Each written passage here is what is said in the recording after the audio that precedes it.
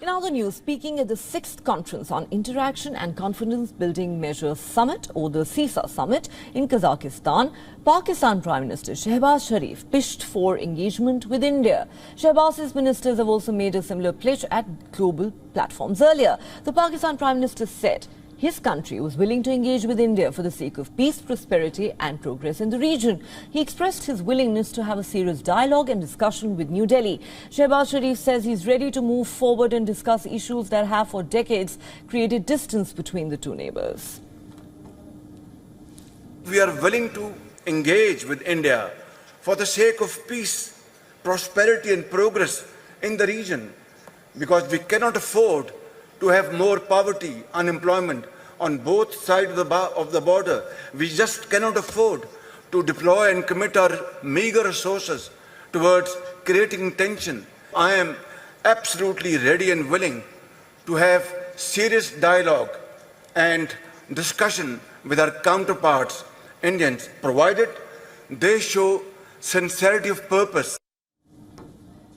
Though the Pakistan Prime Minister put the onus on India for holding a meaningful dialogue, he remains silent on the most crucial issue between the two countries, that's terrorism. India for years has accused Pakistan of harbouring and sheltering terrorists and pushing them across the line of control into the Union territory of Jammu and Kashmir. What's not surprising at all is that in Kazakhstan as well, Shehbaz Sharif raised the Kashmir issue. However, he received a stern response from India. Mincing no words, India's Minister of State for External Affairs, Meenakshi Lekhi, said Pakistan is a global epicenter of terrorism and continues to be the source of terrorist activities, including in India. The Union territories of Jammu and Kashmir and Ladakh have been and will remain an integral part of India. Pakistan has no locus standi to comment on India's internal affairs. Pakistan is the global epicenter of terrorism and continues to be the source of terrorist activities, including in India. We desire normal relationships with all our neighbors, including Pakistan. Pakistan is thereby advised to walk the talk by creating a conducive atmosphere, including by taking credible, verifiable and irreversible actions to not allow any territory under its control to be used for cross-border terrorism against India in any manner. For more on this, we earlier spoke to our Pakistan Bureau Chief Anas Malik. This is his report from Islamabad.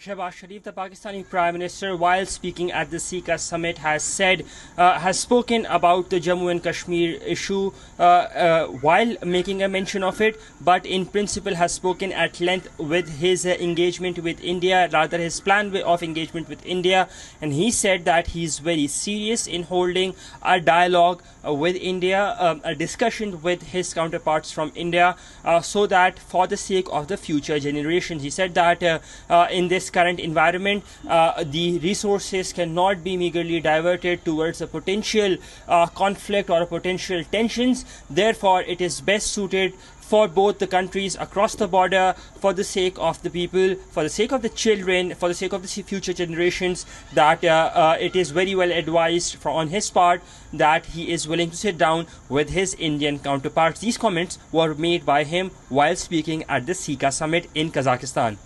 Anas Malik in Islamabad, Pakistan for WION World is One.